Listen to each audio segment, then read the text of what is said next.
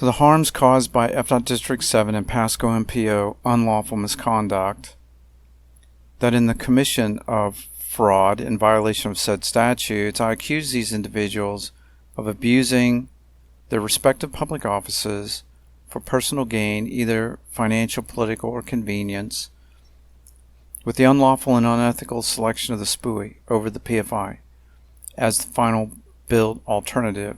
These officials and their consultants will have caused the following grievous financial harms.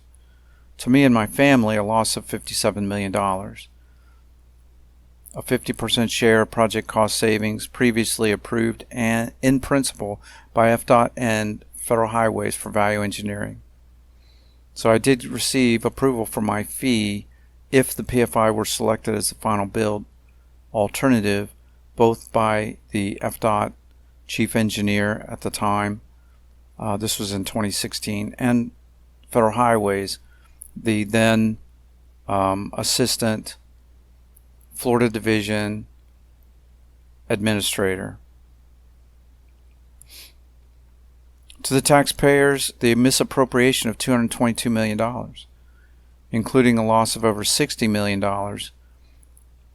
a 50% share of the project cost savings plus excess life cycle costs. So the project cost of the SPUI is $222 million, estimated by the PD&E study. That's a misappropriation. You know, if the PFI is the project that they should be selecting, if it's the best project, but they're building the SPUI instead, what they spend on the SPUI is a misappropriation of funds, in my view. And that also includes the 60 plus million in direct losses to the taxpayers. And to the public, an estimated loss of $5 billion over the estimated 50-year functional life of the SPUI alternative bridges. So the bridges are going to be there for 50 plus years, and the retaining walls,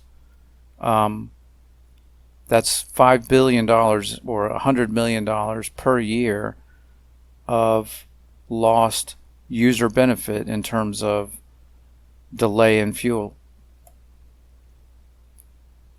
Other harms done to the public include, but are not limited to, reduced safety for motorists and pedestrians, excess business relocations impacted private properties, excess community impacts including the visual impact of 1.25 miles of bridges and retaining walls, up to actually over 3 stories high, and excess impacts to local road and private property access.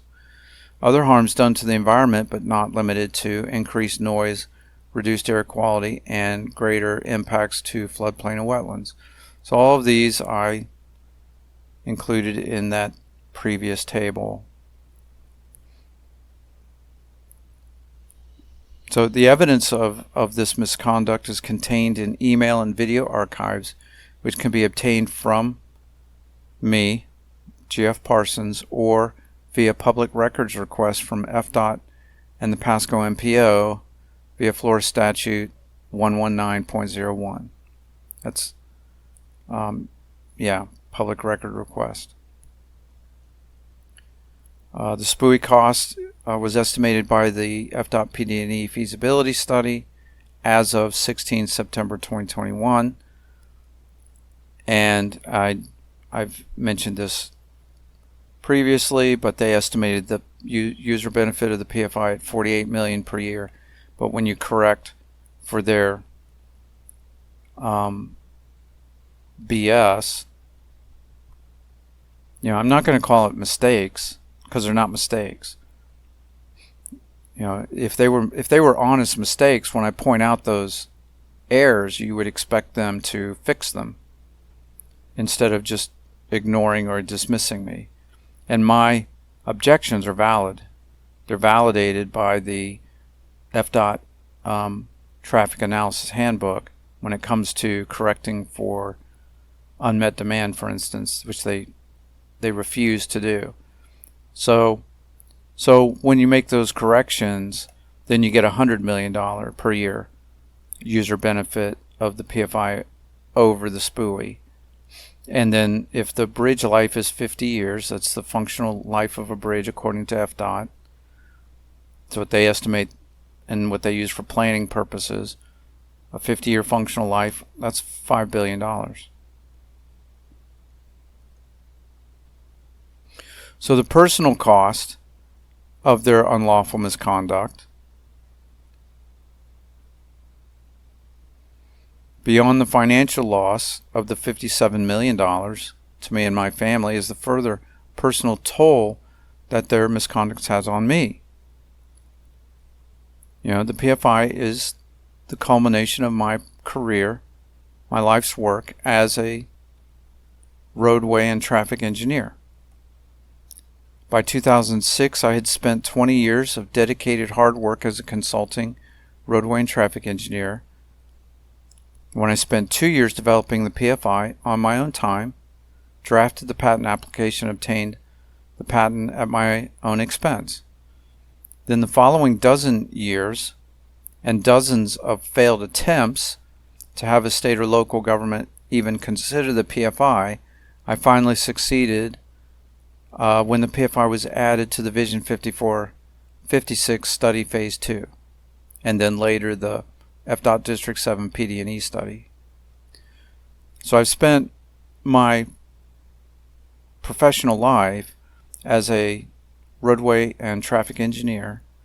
I did excellent work, dedicated.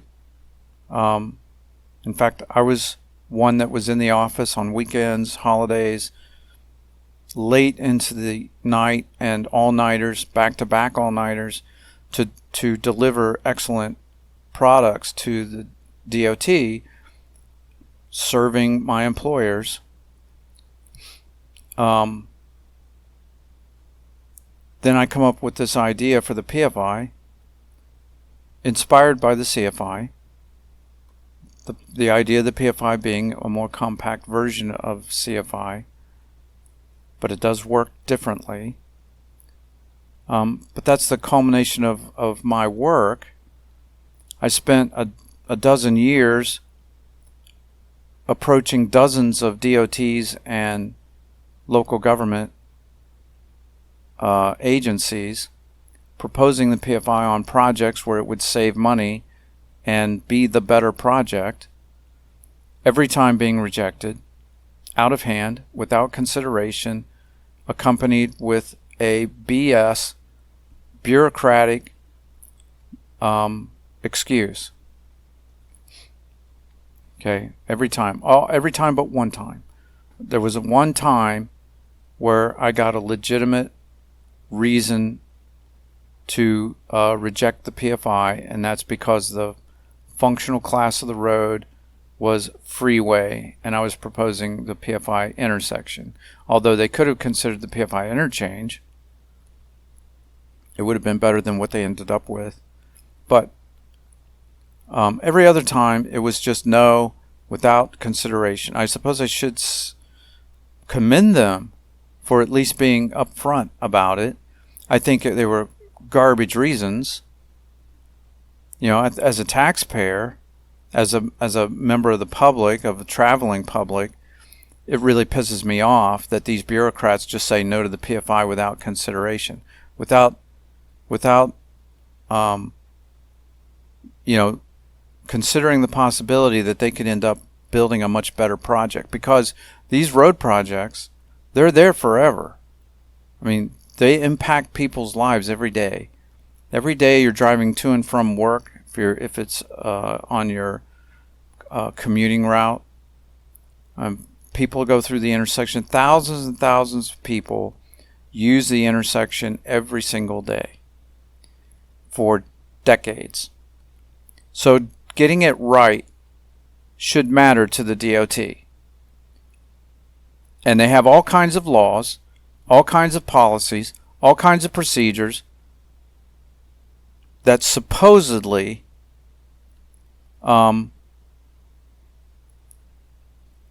encourage them to do it right. What I've discovered in my experience, especially in these past 7 years with FDOT District 7, is that the laws are optional. The policies are optional. The procedures are optional.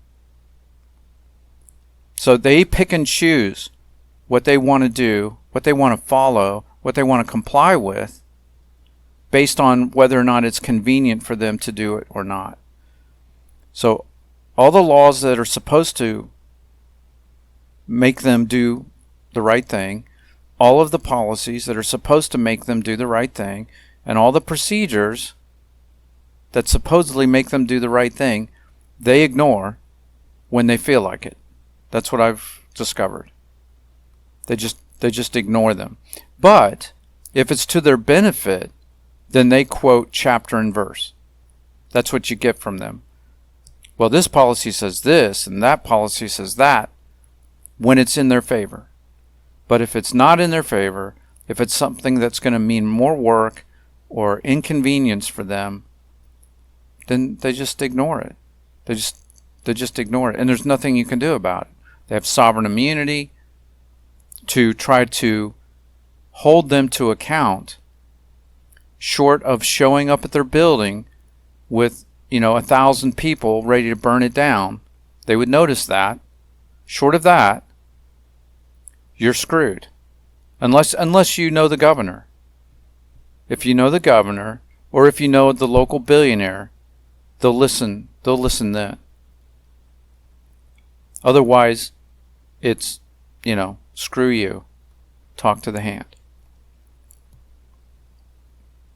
So I go on to say here that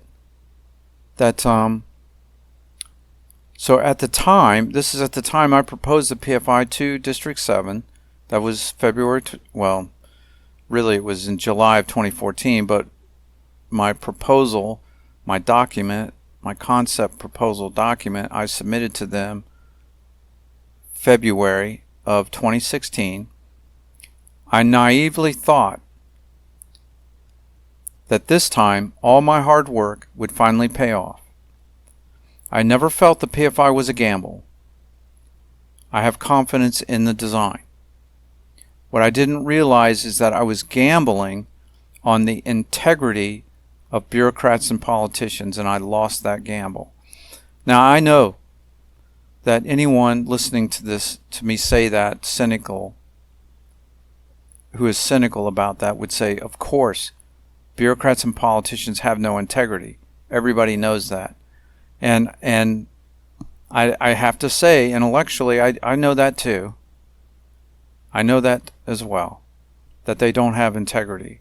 I guess I was suffering from a severe hopium addiction, okay, because this is all I have. The PFI was it been the only opportunity I'm ever going to have to have wealth in this lifetime, and live a decent life for me and my family.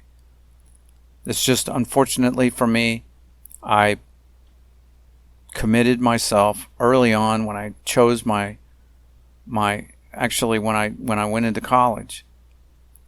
Naively, gullibly, ignorantly, I picked a path that put me into highway and traffic engineering. It was a mistake.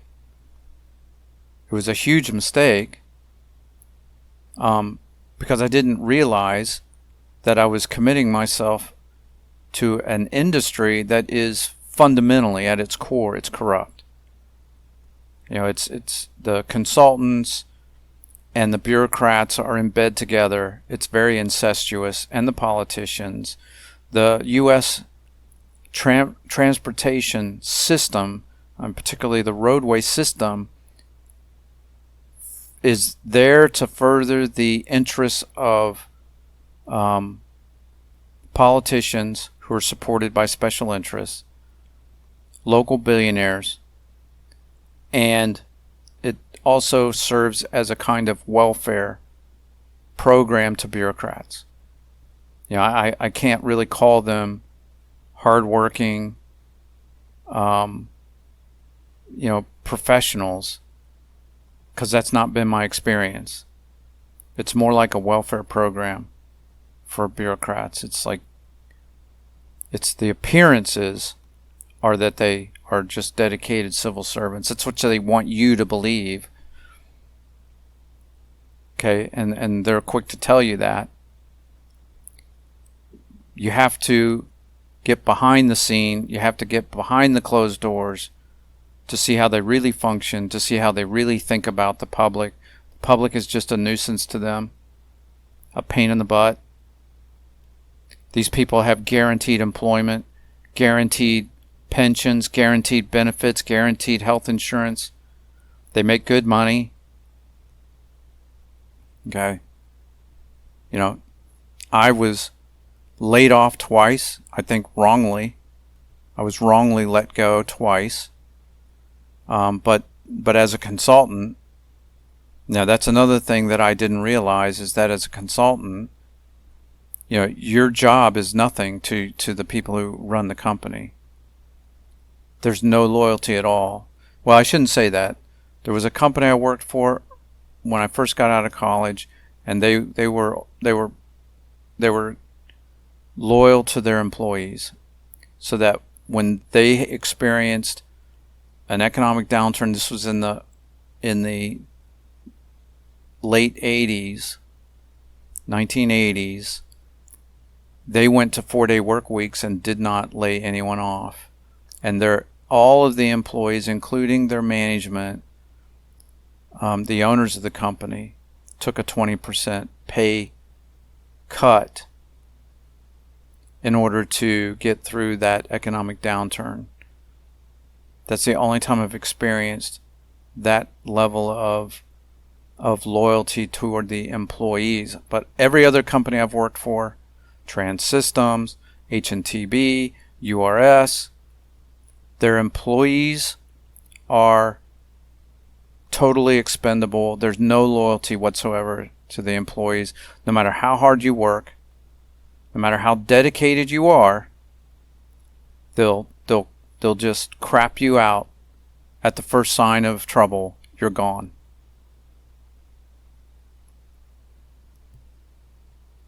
Anyway, yes, I never gambled on the PFI, but I did gamble on the integrity of the bureaucrats and politicians. And yes, I'm a sucker.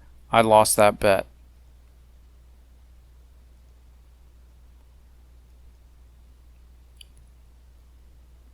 After the PFI became an official alternative by September 2016 via the Pasco Vision 5456 study, the MPO and District 7 conduct toward me and the PFI became disrespectful, dismissive, disdainful, dishonest, negligent, and incompetent. This mistreatment was continuous as my frustration and despair increased year after year until District 7's final presentation to the MPO board 9 February 2023, when they announced the SPUI as the FDOT final billed alternative over the PFI. These officials were opaque, insincere, autocratic, and considered me and the PFI barely tolerable nuisances. But I always have and still do strongly believe they have a legal, fiduciary, and ethical obligations to treat the PFI, and by extension me, its inventor and sole expert, with respect, honesty, and objectivity, especially after the PFI became an official alternative. They did none of those things.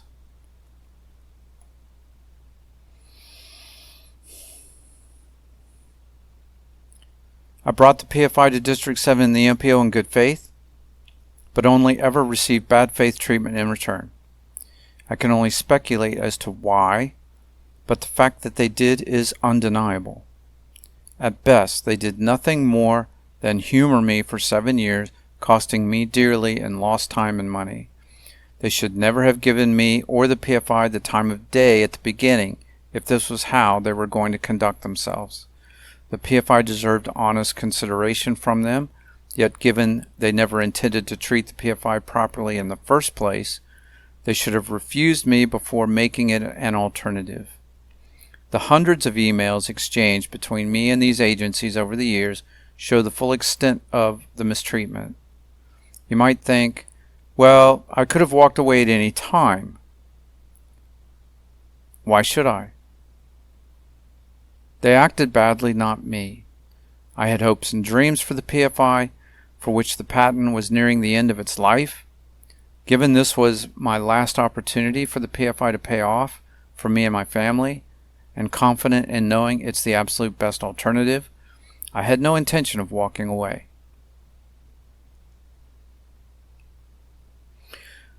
I spent thousands of hours, thousands of dollars, and traveled thousands of miles across Florida over a period of 7 years, pursuing the PFI alternative on this project.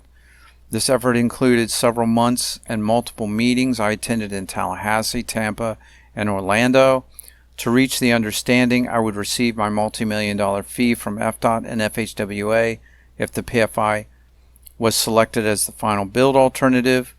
For the 6 years the PFI was an official alternative, District 7 and Pasco MPO completely excluded me and all my PFI technical information from their respective PFI engineering designs and analyses. And this, given the PFI is a novel junction type that neither agency nor the respective consultants had any experience. Not once during their respective evaluations did anyone reach out to me, request information, request a presentation, nothing. I initiated all communications with both agencies. They ignored or with spurious excuses dismissed all my comments on their intentionally badly designed and signalized PFI.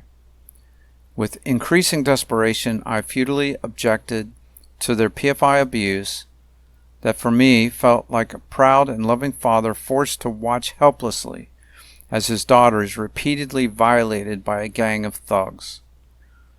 The entire experience has been humiliating and terrible to endure. Again, FHWA stipulates that state DOTs and local public agencies must rigorously explore and objectively evaluate all reasonable alternatives and devote substantial treatment to each alternative considered in detail. Neither District 7 nor the MPO made any effort whatsoever to do any of these things, and what effort they did expend was for the purpose of misrepresenting the PFI in a falsely negative light, while being arrogant, indifferent, autocratic liars.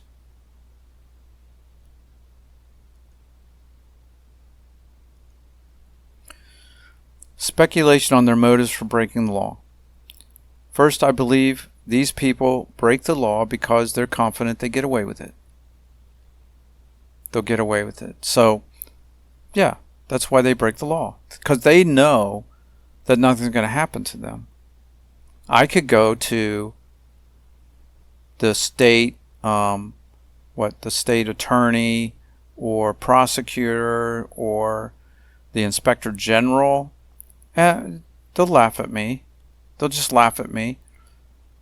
Well, no, they won't laugh at my face. They'll wait till I'm out of the room and then they'll laugh. They're not going to do anything because they take care of each other. They protect each other. It's like a fraternity. You know, it's like a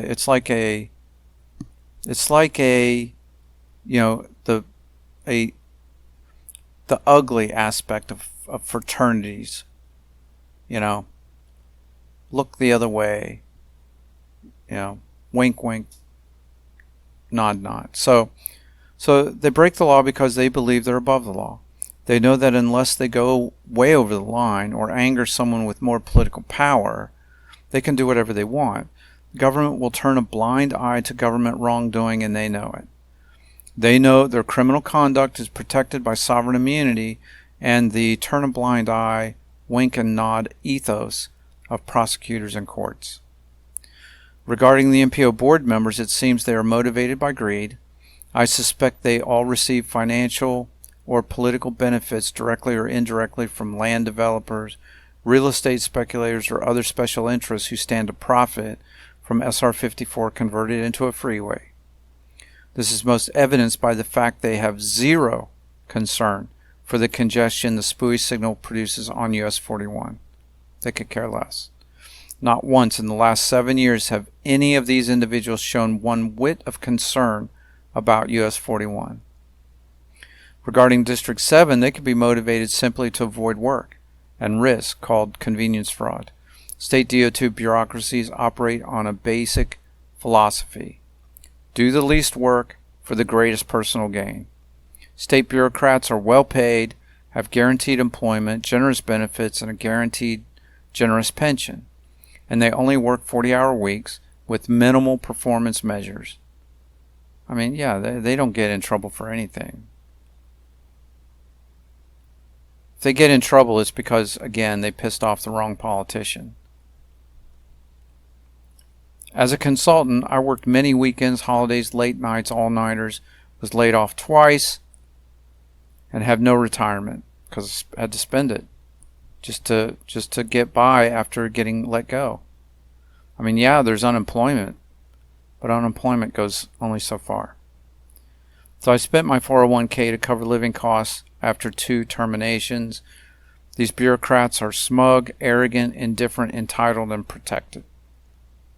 Simply put, FDOT, like every state DOT I've interacted with, has no incentive to do actual work more than the absolute bare minimum they can get away with. Nor do they have any incentive to take a risk. The PFI is a novel type of traffic intersection, and unless, again, a local billionaire or the governor himself makes them do it, why would they? No matter how much tax money it saves, no matter how much the public benefits, what's in it for the bureaucrat? Had I understood their mindset early on, I'd never have committed to the PFI. It was doomed to fail from the beginning. But Secretary Gwynne might have other motives to select the higher cost, higher impact, less safe, less efficient alternative, such as financially rewarding a favored consulting engineering company or construction contractor. The SPUI alternative will produce over $7 million more in engineering fees and almost $74 million more in construction dollars. These are not trivial sums. Does Gwynne have a personal financial stake? After all, he is a former VP with AECOM, and AECOM is a subconsultant on this PD&E study. Maybe AECOM will be selected as the prime consultant for final engineering to get $7 million more engineering fees. Bottom line, my experience with the PFI has been that corruption is baked into the American political system at all levels. The US 41 at SR 54 intersection project is just one example. But whatever their motives, the outcome they wanted was to build the SPUI from day one, and they did whatever was necessary to ensure that outcome, which included committing fraud to falsely discredit the PFI and sell the SPUI. So these are the individuals, and I'm going to show a portrait for almost all of them, and their name and their role. So starting with FDOT District 7 personnel, this is Secretary David Gwynne. He is a licensed engineer in the state of Florida. He is a former VP with AECOM. And I ask, is that a conflict of interest?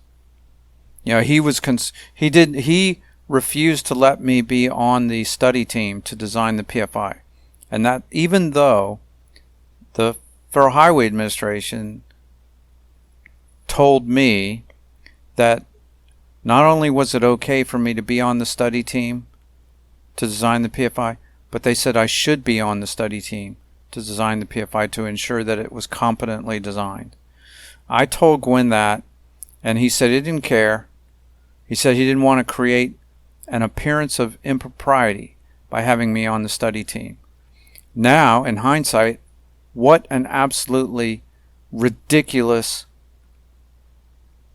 laughable thing for him to say, given how much of an appearance of impropriety District 7 and the MPO board have created over these past 7 years.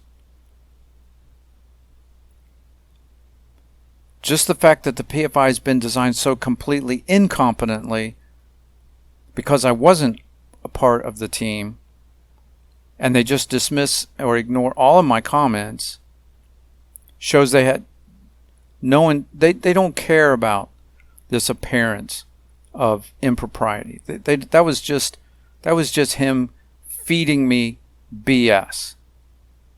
What his agenda was to exclude me from the study altogether. Make sure I had no part in it, because he knew that they were going to engage in fraud at that time. I'm sure he did. He didn't want me involved because I would be a party to seeing the sausage being made. He didn't want that. So as I stated before, the SPUI alternative means $7 million more in fees. So engineering fees for final design. So who's the consultant going to be? AECOM? It's just a revolving door between FDOT and the consultants. Maybe they've got a corner office for him that they promised if he delivers on a few projects. Who knows? Or it's $74 million in additional construction cost. That's not a trivial amount of money. This is Justin Hall. He is FDOT District 7 Director of Transportation Development. He didn't have much of a role. So I don't know. He was aware of everything that's going on because he was copied on emails. So he knows that they are engaging in fraud. But as far as him having very much direct involvement with this study, I didn't interact with him much at all. And this is Bogan, Kirk Bogan, FDOT District 7 Environmental Management Engineer. This guy is a POS. He really is. He lies. He is lazy. He's negligent. He's just terrible. When I was giving my presentation to him, when I first submitted the PFI concept proposal to District 7, he's the one that was across the table. He was falling asleep when I was giving my presentation. He was nodding off. And it didn't get any better from there. If he's asked about that today, he'll deny it. Oh no, I wasn't doing that. No, he was. He was, and I called him right after that meeting on my way home to complain to him. You know, that was pretty disrespectful of you to just sit there and nod off while I'm trying to present this concept to you. I've driven hours to be here. You know, you could have at least tried to stay awake. Craig Fox, he's the current PD&E study manager. There have been several. He's the latest, and just as equally terrible as Bogan.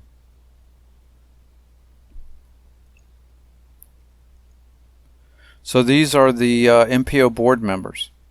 They're all local politicians. I say they're all corrupt. They all have conflicts of interest.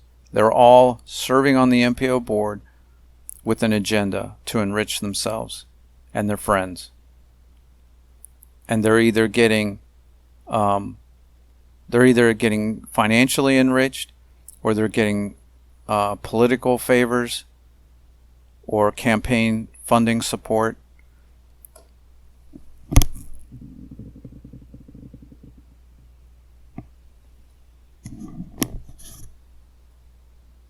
Could be any of those or all.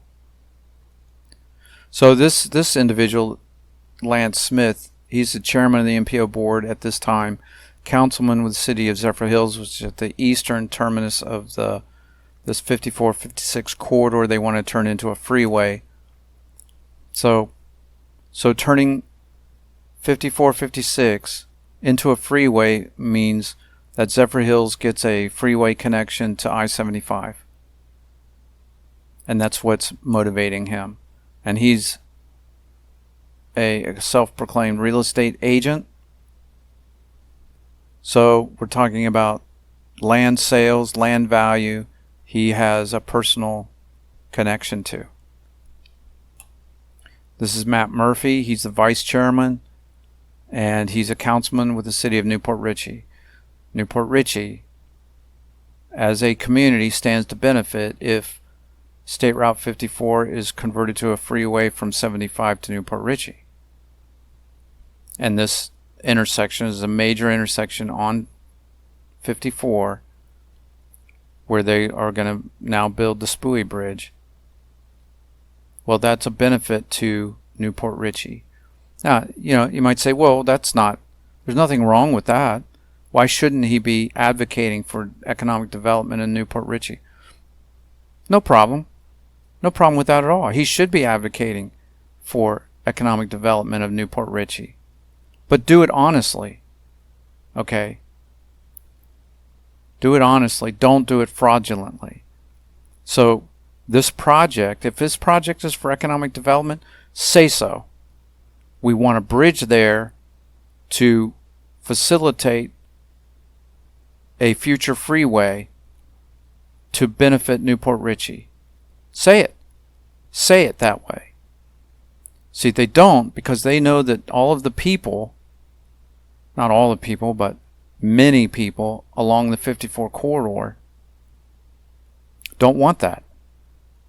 Okay, they don't want that. There's a lot of opposition to converting 54 into a freeway, especially local businesses along that corridor, because they get hurt. So this would be a project that benefits Newport Richey at the expense of everybody else on the corridor. So he's not going to say that.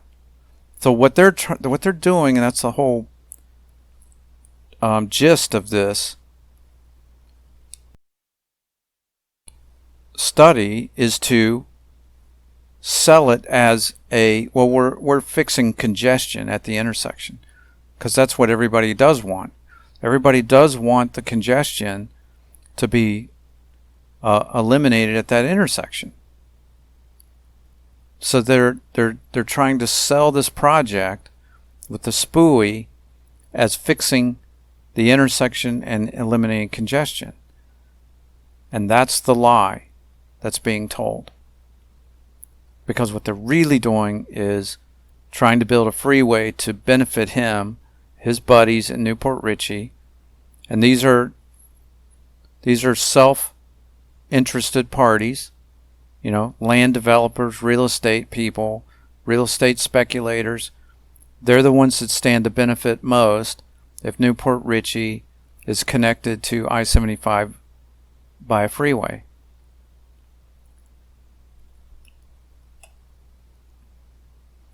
Gary Bradford, County Commissioner, District 4, which is, I have a map that shows where these people's districts are, or the areas that they have their influence. His is north of 54. Now, I don't have much to say about him, because he's been not that noticeable. Jack Mariano, County Commissioner, District 5. District 5 is along the Gulf Coast, which also extends down to Port Richey and Newport Richey. So this guy, who laughed at me after I was removed from their meeting by a deputy, he thought it was pretty funny. He's been investigated by the FBI, may currently be investigated by FBI, I don't know.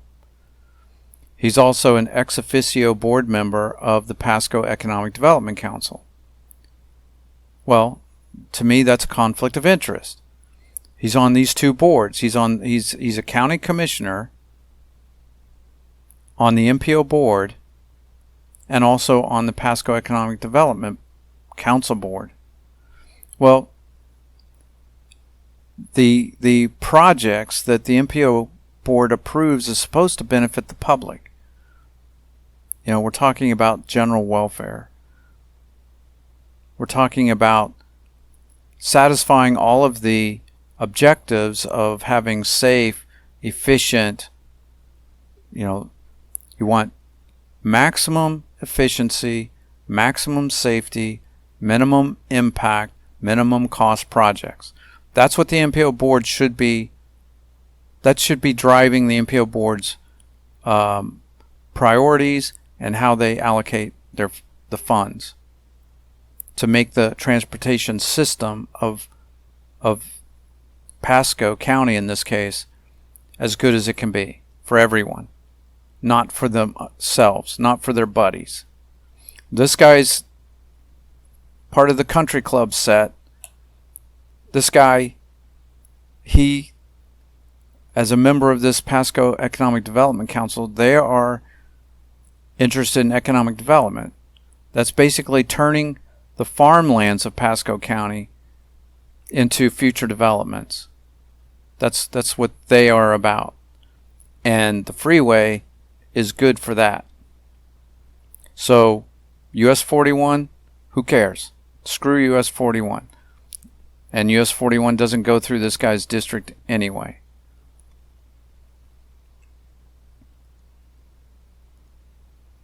Ron Oakley, County Commissioner, District 1. This is from Tampa Bay Times. Oakley's personal ties to the 550-space RV development somewhere in Pasco County have previously raised questions from local residents. So I guess my point here is that there is a history of these individuals who are clearly acting in their own selfish interest and not acting in the public interest, where they have ties to real estate, land development ventures, and they're using their offices to further that interest, not to act in the public interest. And I think this is another individual who's doing that on the board. Seth Waitman, he's new to the board. I don't know what kind of conflicts of interest he might have, or what kinds of things he does behind the scenes that he shouldn't be doing. He's new, but he was there when I said they're committing fraud. He said nothing. Okay, he knows that they're committing fraud on this project. He was quiet. He was silent. Same thing with Scott Black. Same thing with Scott Tremblay. Tremblay is mayor of Port Richey and new to the MPO board. Well, Port Richey is another community like Newport Richey. It's just north of Newport Richey that stands to benefit financially if State Route 54 is converted to a freeway. Okay, benefits them, doesn't benefit the people on the 54 corridor.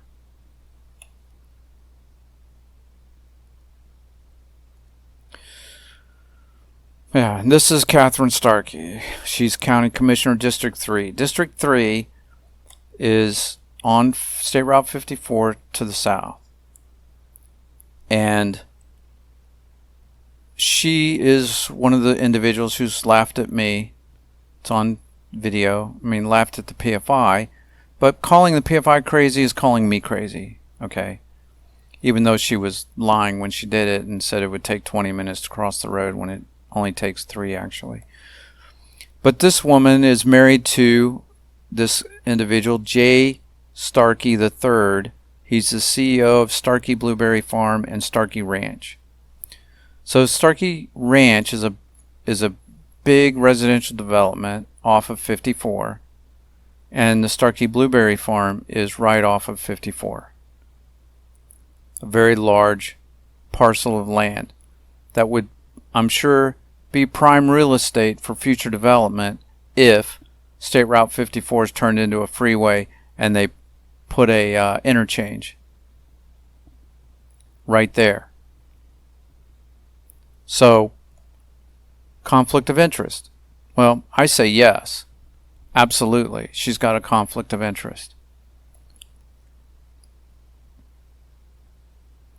The Starkeys seem to own half the county.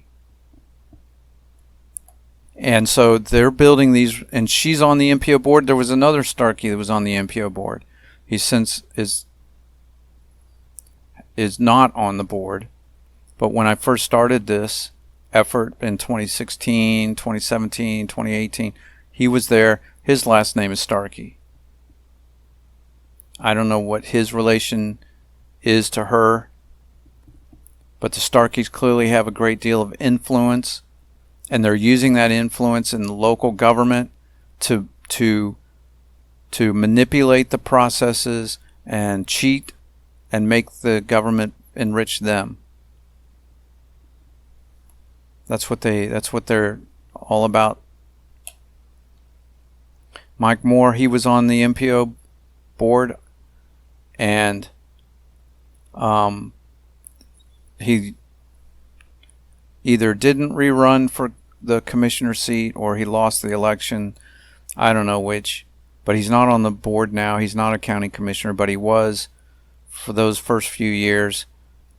And I say here he is previously endorsed by for county commissioner by Wilton Simpson, who I'm going to talk about in a minute. And the newspapers describe him as retired as county commissioner. He's a retired county. I don't know how you can be a retired county commissioner. I mean, it's an elected official. You either win the election or you don't win the election. For him to say, well, I'm retired, means that somehow he would guaranteed a seat, that he's somehow guaranteed as county commissioner to be retired from it, like it's a career, a job. Oh, and I'm now retired as county commissioner? Really? And now he's a lobbyist. And this is Wilton Simpson. He's the current Florida Commissioner of Agriculture.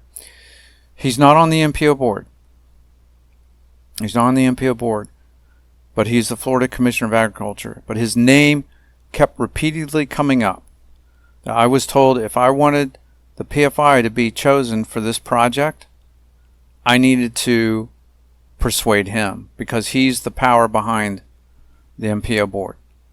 That he's like the puppet master, is the way it comes across to me.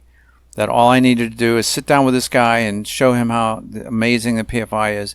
He'll see the light, and then he'll tell the MPO board what to do. Now, I don't know how true that is.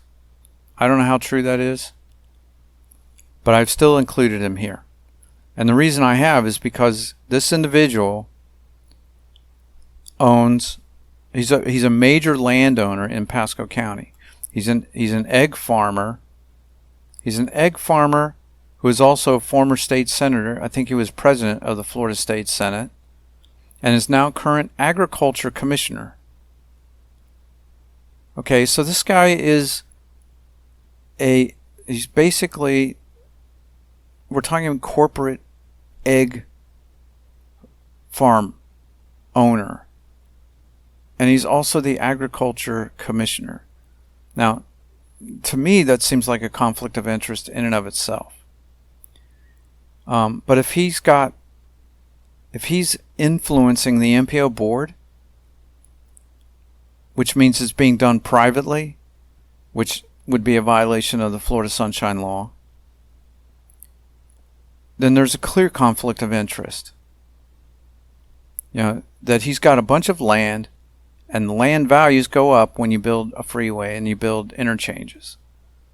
So is he behind the scenes directing MPO board decisions? Because if that's happening, then that's a violation of law.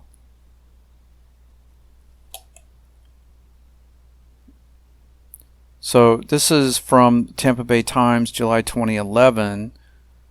Quote, Florida Ag Commissioner seeks to build more homes on Pasco land, rural Pasco land. Wilton Simpson is a principal in a company seeking to overturn development limitations on land it owns in protected area. End quote. And I'm just wanting to highlight that he has financial ties to land development in an area where if State Route 54 is turned into a freeway, he benefits financially, it seems. Okay? This is all speculation on my part, but that's how it seems.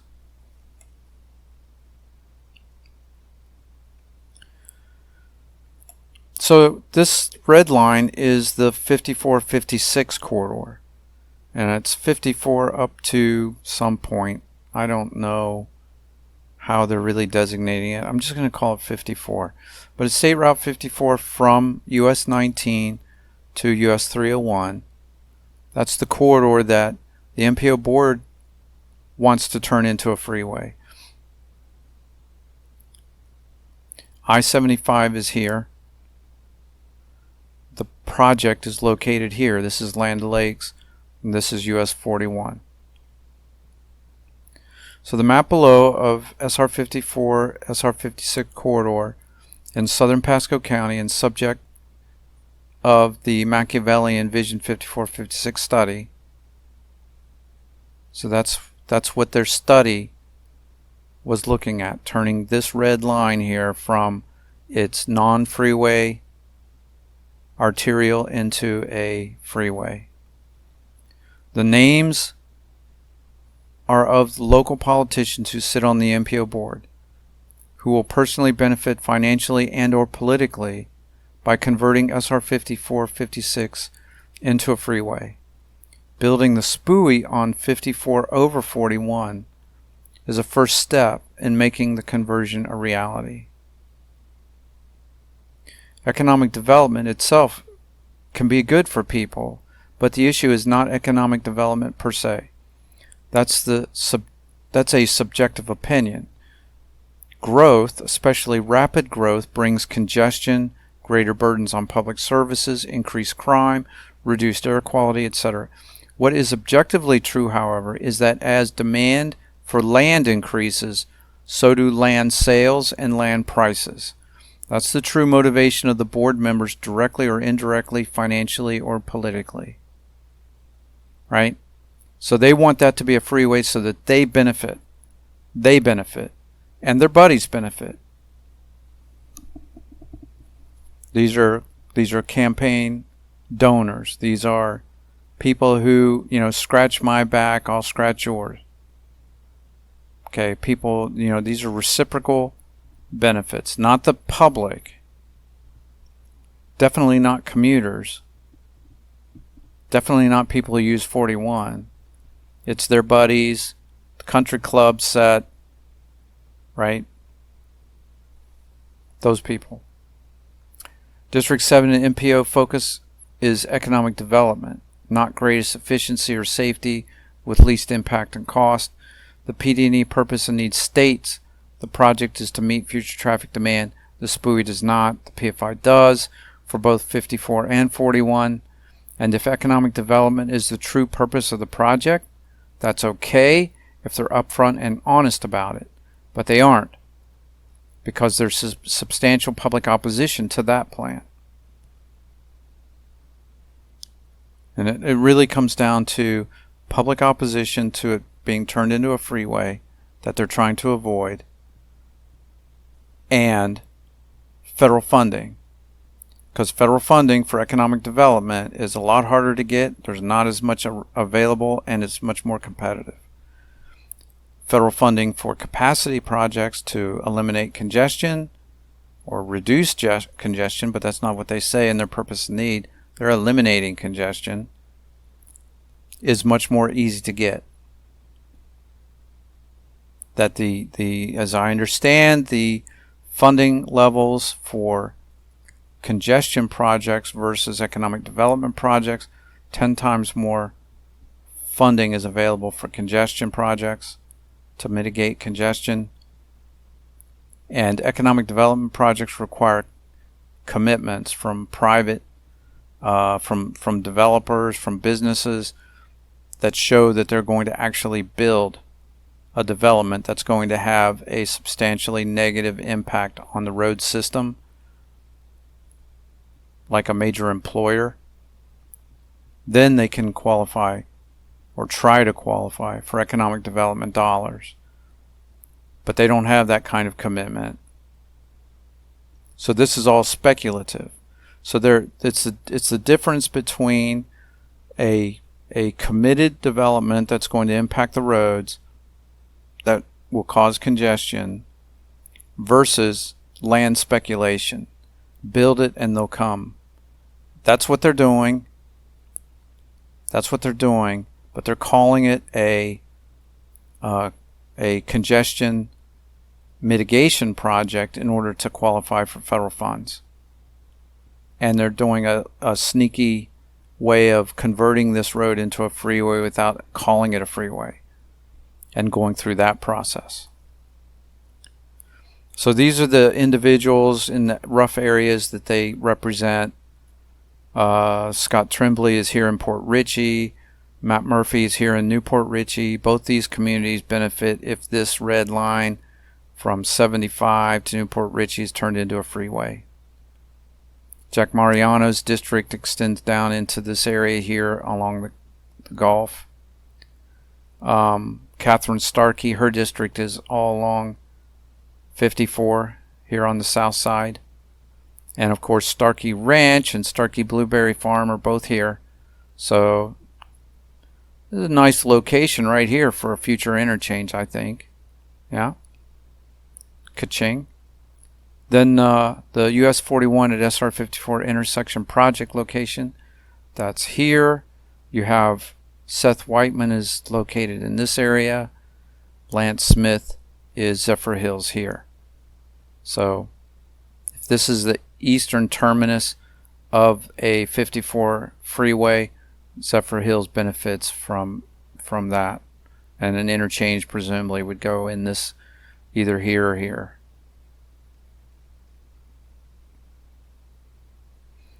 The MPO board commissioned a tollway cost feasibility study before the PD&E began. So this would be, or at around that time, 2012, to convert this red line into a express tollway. And that failed. The funding source, private funding source, they pulled out, and so it died. But from that study, it seems that the break even for the private investment was going to be 50 years, or the break even for this freeway as a tollway would be 50 years, which makes it not economically feasible. And of course, there was a lot of public opposition, so it just died.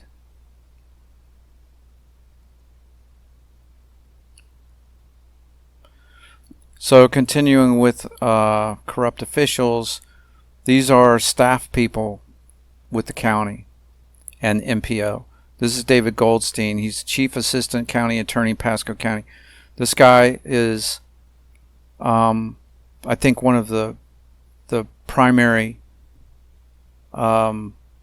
violators, because he's an attorney. He knows that they're committing fraud. He knows it's against the law what they're doing, and he has no problem with it. He has no problem with it. He's there to protect them. He's a gatekeeper for the county, for the MPO. That's his purpose. I had direct interactions with him. The guy attended meetings. He knows what they're up to, and he's very much a party to it. This is the current executive director of the Pasco MPO, Carl McKiska. He's new as the director, so he doesn't have the history, but he was there when I called out fraud. He was sat there silently as the deputy removed me from the room. When I called out fraud, he said nothing, just silent. Craig Casper, he's the former executive director of the Pasco MPO before McKiska. And this guy, he's just another one of the frauds. He's a fraudster. There's history there with him too. And Ali Atefi, I don't have a picture of him, but he was a transportation engineer at the time. He's no longer with Pasco MPO as I understand it. But he was the MPO individual that was managing their Vision 5456 study, and another fraudster.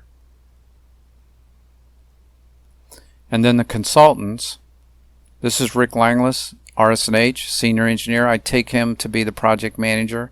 I don't know if internally he's the project manager, but he was acting in that capacity as far as I could tell.